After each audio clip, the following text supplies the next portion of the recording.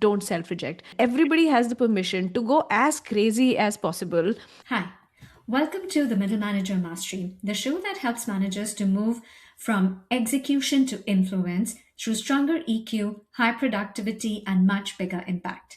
I'm your host, Shruti Rustagi, and each week I sit down with senior corporate leaders, founders, and experts to unpack the tools that move you from being a manager to a leader. Real conversations, honest insights, no fluff. Welcome. Hi, Neha. So happy to have you. So, how about we start with you telling us a little bit about yourself? Sure, Shruti. And thank you for having me on this podcast. A little bit about myself. I'll keep it short. I know we don't have a lot of time. I'm Neha Laguratnakar, and I live in the Netherlands. I work here for an ed tech company, have two kids, a little dog, live here with my husband. I've written 2.5 books. I'm working on my uh, third book now as we speak. I've been on TEDx stages a few times, and I'm a huge, huge champion for women who are restarting their careers.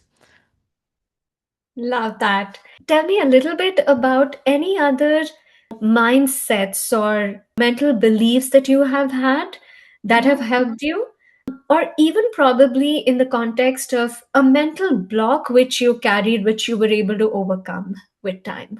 Share a little bit on that. So there's this one rule that I read, again, cross pollinated, that I read, and I think I have lived it throughout my life. I've also made it a part of my book and all my workshops, and I call it don't self reject. I think that's one rule or one tenet that I hold very, very close to my heart. And I'll give you an example of how I use it. So, not just in my personal life. After my first book, Back on Your Feet, I've run regular workshops for women who are in a career restart journey, who have taken a considerable career break, and they have sometimes lost their network, their confidence, or their skills over the course of years. So when I start with this workshop with them, every single time, that's the first rule for them: don't self reject. They're allowed to say whatever comes to their mind, whatever crazy dreams they've been dreaming of, or whatever, I don't know, examples, whatever they want to say, basically. So you know how in workshops in the beginning you have this round of introductions. So in my workshops, I always make it not your present introduction, but introduce yourself as you are 5 years from now. So who is Shruti in 2031, for example? And because in most of these workshops, people don't know each other, they're all strangers to each other. So the level of comfort is low, but then so is embarrassment. They're like, I'm not going to see this another person again ever in my life. So in that moment, everybody has the permission to go as crazy as possible and introduce themselves 5 years from that date. And I love hearing from women who say, hey, whatever, I'm Neha, I'm the head of product in XYZ company, or I'm now a successful baker, or I'm an artist and I have exhibitions in 20 different countries or whatever. So they have the permission to say things like that. And the spark that I see on their faces, in their eyes when they introduce themselves is such, okay, they may or may not get to this dream. But I think before you achieve something, you still have to dream it, right? And it's that space that I create for them where they have that permission to dream that dream, say it out loud. Once you say it out loud, you write it down, there are more chances that whatever your actions are will align with that little goal or dream that you've written down. So I think this don't self reject. If you have an idea, say it out loud, try something in that space, give it a direction, find somebody to talk to in that particular field. Can be such a huge difference. And I've done that. I've done a whole lot of crazy shit in my life. So don't self reject is something that I firmly, firmly believe in. And I think a lot of big opportunities, small opportunities, amazing connections have come that way in my life. Beautiful one. I am going to totally pollinate, borrow, steal the idea of this icebreaker. This is so powerful. I loved it. Absolutely loved it, Neha. This is so powerful. And you're Oh, so right.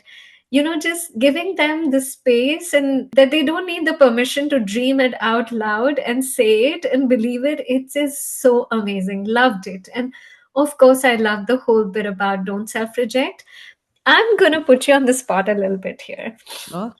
So you said you've done a lot of crazy things in life.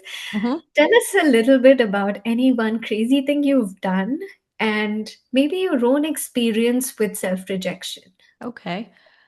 You just want one crazy thing? Oh, I mean, Oh, we I have could give time. you a whole list. But I'll give you two actually. I'll give you two. The first is the first time that I realized that I could do crazy shit. And the second one is the craziest thing that I think I've done so far. So the first time that I did something super crazy was like I was born and brought up in a traditional household in India. So I knew, okay, school, then college, then post graduation, then job, getting married, etc. So everything was flowing according to plan.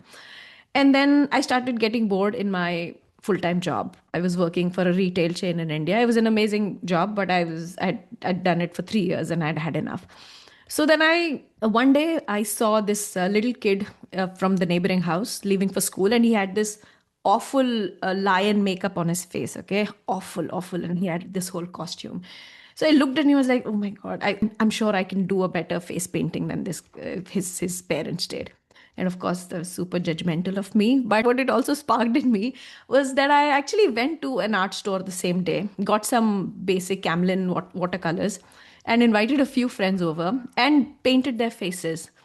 And I discovered I was actually pretty decent at painting faces and like creating pandas or lizards or whatever I was doing with their faces. They were very kind, very. I just treated them to some food and they let me paint their faces. But I was like, okay, I can actually do it. So I started going to Gurgaon malls in the evening to paint faces. I would carry a chair and a table and then just sit there. And the malls were happy because it was helping the kids stay busy.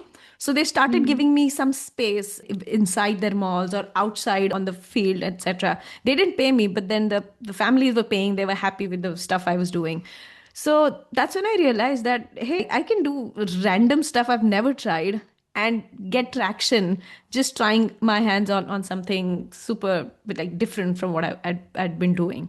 So that was the first time where I realized, hey, I can like divert from the set path in life. And then I think the craziest one would be when I tried improv. Improv is a Mhm. form of theater where Yeah. you go on stage and there's no script, there are no fancy costumes, there's no backdrop, there's nothing. You don't even get to talk to your co-actor before you start speaking. So you get on the Yeah. stage and yeah, just you get a cue and you start off with a scene directly. So that was something that I had no idea. I was just looking for an English speaking activity in China, and I saw, oh, this was an English speaking activity, something to do with theater. I was like, let's give it a try. And I got there and I was hooked. I knew I was bad at it. I still am, but I still put myself out there. When a troupe in China, then we moved to China, and then when a English speaking troupe in China asked me to join their performing group, I said yes. I was like, sure, what's the worst that can happen? Like nobody knows me in China anyway. So I got there. Of course, first few shows completely like they were difficult for me. Just having the courage to step up and go with the flow was difficult. The way we lived our lives, but slowly I started getting the hang of it. Started trusting my co-actors, and I felt magic a few times. You know how musicians say that we're jamming? It's not a rehearsed piece. When three, four people who in music come together and they get in a flow and something magical happens. So it's similar, that state of flow where you and your co-actors, there's nothing scripted, nothing predetermined, but somehow you just vibe. You know what's going on in the other person's mind, and the scene just becomes magical. And putting myself out there, not self-rejecting, and just saying yes to crazy ideas. I think I've had those moments of magic in my life. Beautiful, beautiful, Neha. So many thoughts were coming to me when you were sharing about that example of face painting. So, Mm. just last week, I was reading this book called Mastery, and Mm. he says this really amazing thing. He says there are three steps. And the first one is just that you gather skills. The second one is apprenticeship or Huh? internship. You can call it anything. Right. And so that is really just putting yourself out there and doing it because you're Mm. not skilled at it, you know it, but you're just putting yourself out there and just doing it because you're getting skilled at it. And there is no Right. other way to get skilled at something than just to do it. Like, so Absolutely right. So that is, I loved it that both the crazy things that you talked about were in essence stepping out of something that we think is the ordained path, Hmm. and then being open to learn, to become an apprentice and to just see Yeah. where it goes. Like that is beautiful. And Yeah. And not being afraid to look like a complete fool yes. in a space. I think that shamelessness is super important. Yes, and that shamelessness is super important for learning anyways. Thank you for tuning in. If something landed for you today, try it this week and tell me how it went. If this episode helped, share it with someone who you think needs it. Leave us a rating so that this show reaches everyone it's meant to reach and it's meant for. Till then, keep building the influence, keep driving the results, and keep having the impact. See you in the next episode.